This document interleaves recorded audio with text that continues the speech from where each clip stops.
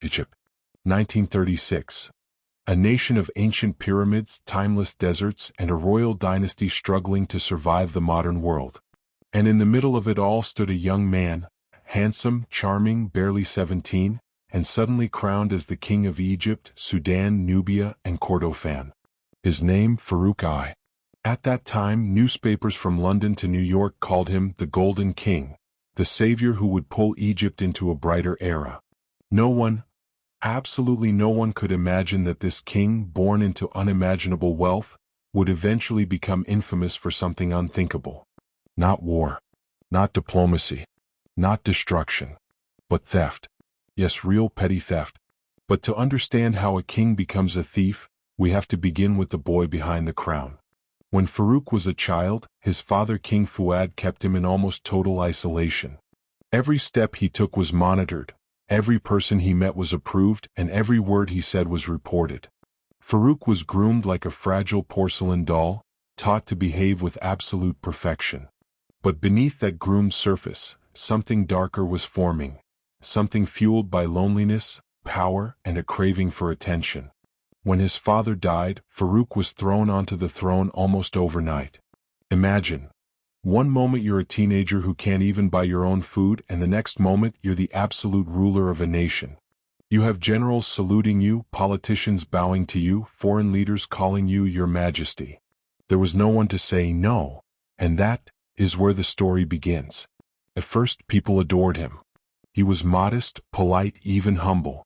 But soon he discovered a strange thrill, one far more intoxicating than royal dinners, ceremonies, or political meetings.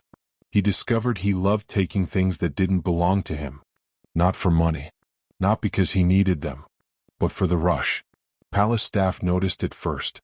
Small items started disappearing: pens, knives, lighters, cigarette cases, napkin rings, ashtrays. People initially blamed each other, thinking a servant must be stealing. No one dared suspect the king. But then things escalated. A visiting diplomat complained his gold-plated pen vanished. A high-ranking officer found his wallet missing.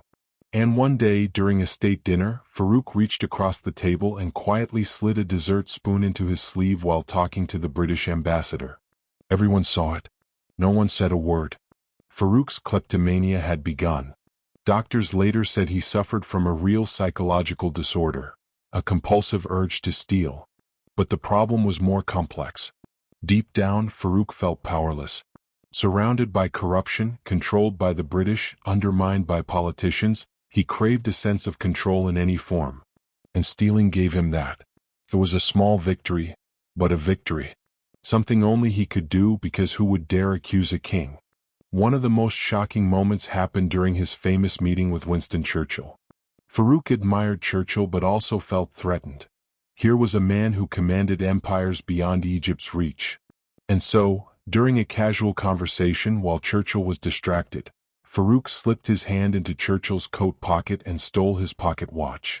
After the meeting, Churchill realized it was missing, but he said nothing publicly. The watch quietly reappeared in a royal envelope days later. Even the mighty Winston Churchill couldn't call out a king. But this was only the beginning of Farouk's strange behavior.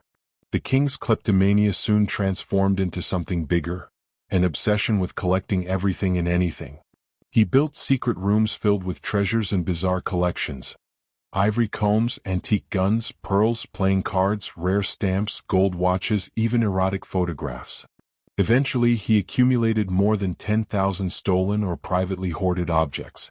He even owned a special watch that chimed with a different tone each hour, one so rare that it couldn't be found anywhere else in the world. Yet Farouk didn't buy it. He stole it. His obsessions grew so bizarre that he began organizing stealing competitions with his close friends. They would roam the palace or foreign hotels, attempting to steal random objects without getting caught. Whoever stole the rarest item won. This became Farouk's favorite pastime. But the story takes a darker turn. Because a king who cannot control himself cannot control his kingdom. As Farouk's personal life spiraled into addiction, partying, and indulgence, his relationship with the Egyptian people deteriorated. Farouk's nights were filled with champagne, dancers, gambling, and impulsive behavior. But behind closed doors, A man drowning in insecurity was slowly losing grip on reality. He gained weight uncontrollably, going from a slim teenager to a man weighing over 135 kilograms. Newspapers called him the belly that walks. And instead of fighting the criticism, he drowned himself deeper into luxury. Farouk once ate 30 eggs in a single breakfast. He would order 20 dishes at dinner just to take a few bites from each. At night, he invited friends to midnight banquets, where he drank heavily and bragged about outrageous adventures. His appetite for excess had become legendary. But so had his paranoia. Farouk believed someone was trying to kill him. To protect himself, he collected thousands of weapons, guns, swords, daggers, even tanks and armored cars. He kept a loaded gun under his pillow and another under his mattress. But what made this paranoia even stranger was his habit of listening to police radios to track crimes across Egypt. Farouk would sit for hours recording each police call, making notes about criminals, robberies, and burglaries. His friends joked that he behaved less like a king and more like a detective with too much free time. Then came the night that changed everything. In 1943, during a dinner party in Alexandria, Farouk began choking violently. Everyone panicked, thinking he was dying. After he recovered, Farouk claimed that someone had tried to poison him. He immediately ordered an investigation. But when the palace doctor examined the food, he found nothing. No toxins, no suspicious ingredients. The truth was, Farouk had simply eaten too fast. But the king didn't accept that. He fired several staff members, shut down parts of the palace kitchen, and began eating only from dishes served by personal chefs under armed guard. His life became a cage of fear and obsession. And then came one of the strangest incidents of all. One night, Farouk had a nightmare so terrifying that he woke up screaming. He dreamed that lions were attacking him. The next morning, he immediately ordered authorities to eliminate every lion in Egypt.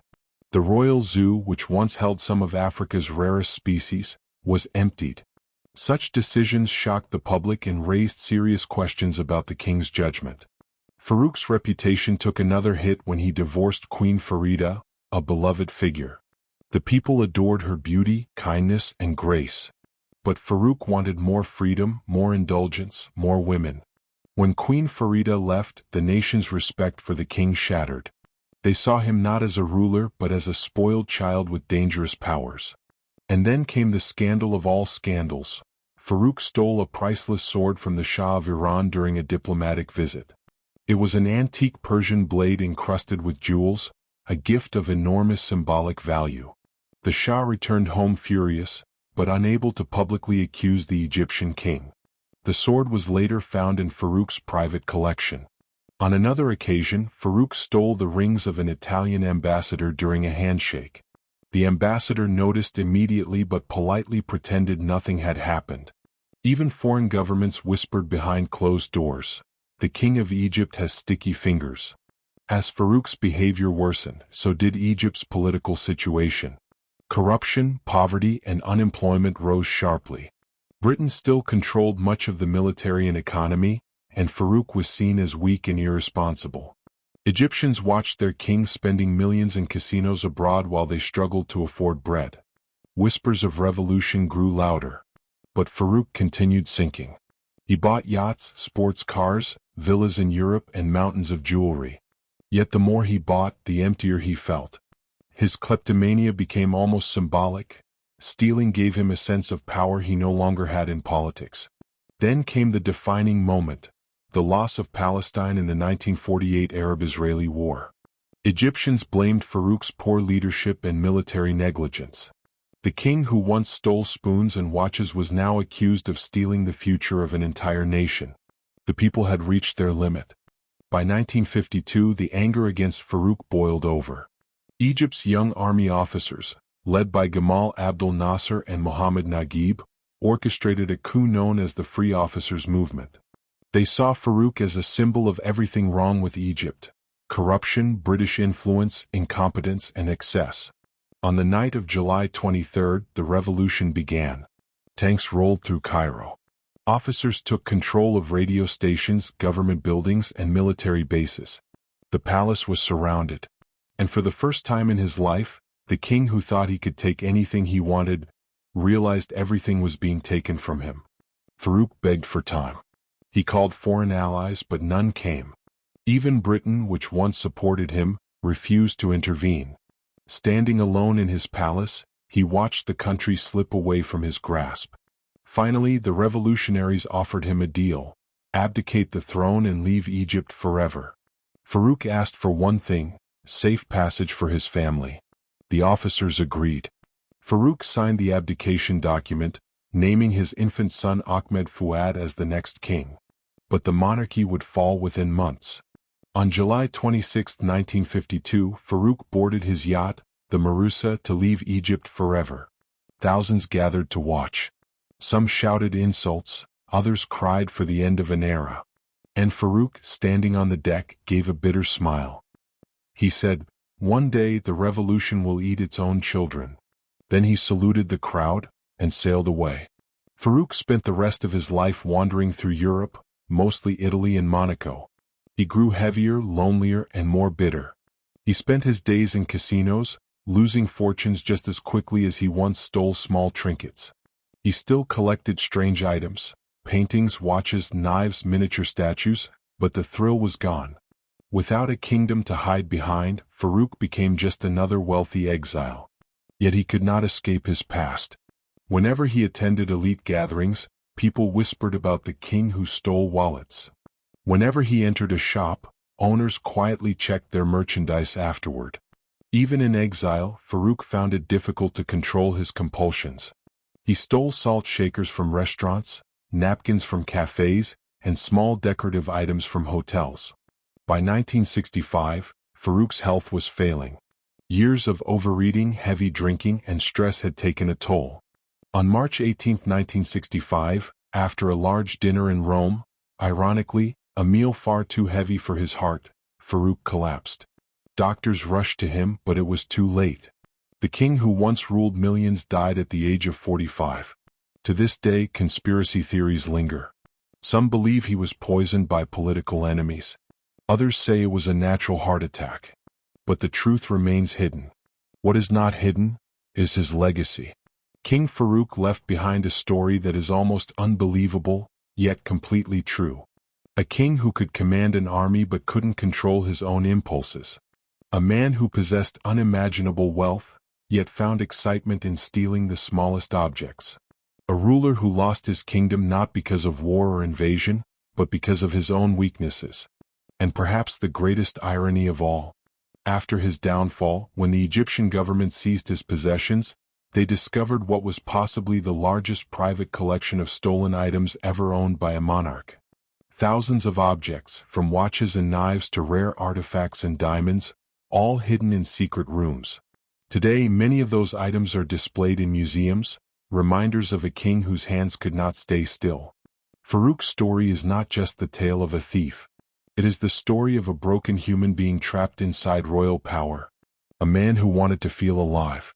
A king who stole not for greed, but for the feeling of control he could not find anywhere else. And in that way, perhaps Farouk never truly left Egypt. His legend, his eccentricities, his downfall, all remain etched into history forever.